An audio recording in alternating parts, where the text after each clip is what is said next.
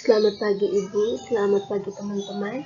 Saya akan membacakan hasil presentasi saya tentang lupa dan kiat mengurangi lupa.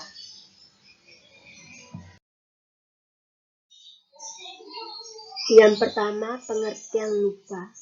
Lupa ialah hilangnya kemampuan untuk mengingat kembali hal-hal yang sebelumnya telah kita ketahui atau yang pernah kita alami.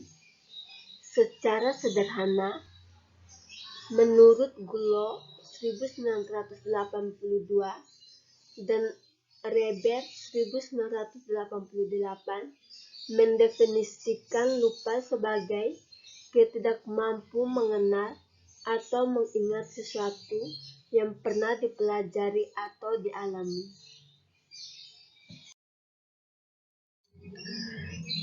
Yang kedua, faktor-faktor penyebab lupa. Ada beberapa hal yang dapat menyebabkan kita lupa terhadap sesuatu yang pernah kita alami, yaitu yang pertama, karena apa yang dialami itu tidak pernah digunakan lagi atau tidak pernah dilatih atau diingat lagi. Yang kedua, lupa dapat juga disebabkan oleh adanya hambatan-hambatan yang terjadi karena gejala-gejala atau isi jiwa yang lain. Dan yang ketiga, lupa disebabkan karena depresi, tanggapan-tanggapan atau isi jiwa yang lain ditekan ke dalam ketidaksadaran.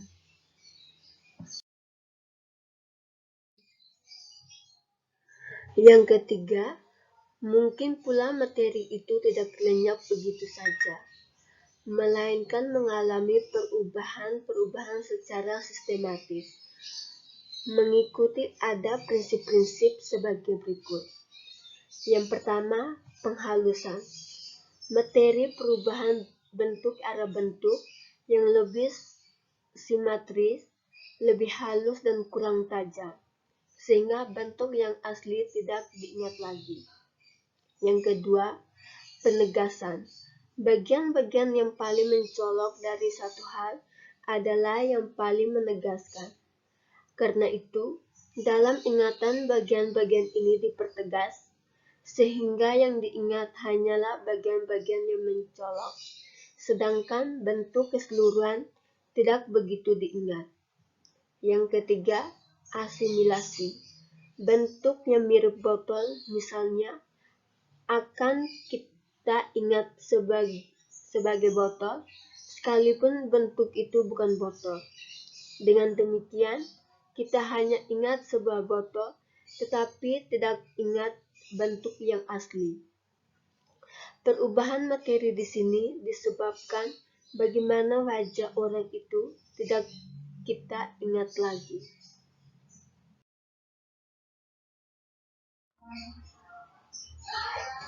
Yang keempat, kiat mengurangi dan mengatasi lupa.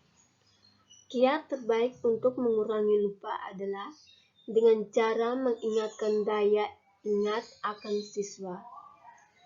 Banyak raga kiat yang dapat dicoba siswa dalam meningkatkan daya ingatnya, antara lain menurut Barlow 1985, Reber 1988,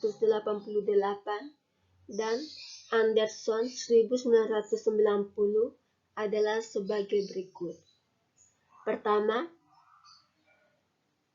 belajar lebih, artinya upaya belajar yang melebihi batas penguasaan dasar atas materi pelajaran tertentu. Yang kedua, tambahan waktu belajar, ialah upaya penambahan alokasi waktu belajar atau penambahan frekuensi aktivitas belajar. Yang ketiga, muslihat memori, sering juga disebut memoci.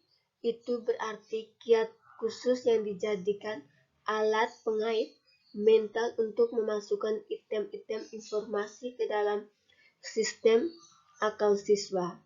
Yang keempat, pengelompokan, ialah penata ulang item-item materi menjadi kelompok-kelompok kecil yang dianggap lebih logis, dalam arti bahwa item-item tersebut memiliki signifikasi dan lafaz yang sama atau sangat mirip.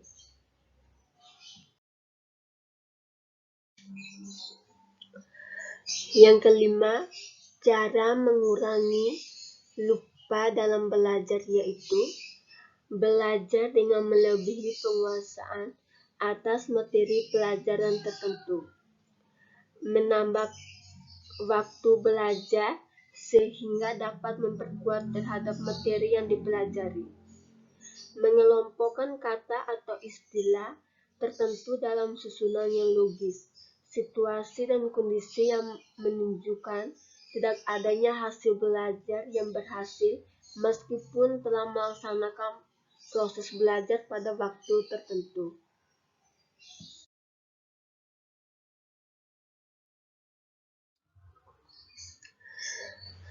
Yang keenam atau yang terakhir adalah kesimpulan. Hal ini disebabkan oleh beberapa faktor, yaitu lupa dapat terjadi pada seorang siswa karena adanya tekanan terhadap item yang telah ada, baik sengaja ataupun tidak. Lupa dapat terjadi pada siswa karena perubahan situasi lingkungan antara waktu belajar dengan waktu mengingat kembali. Lupa dapat terjadi karena perubahan sikap dan minat siswa terhadap proses belajar mengajar dengan tekun dan serius. Tetapi karena sesuatu hal sikap dan minat siswa tersebut menjadi sebaliknya, seperti karena ketidaksenangan kepada guru, maka materi pelajaran itu akan mudah terlupakan.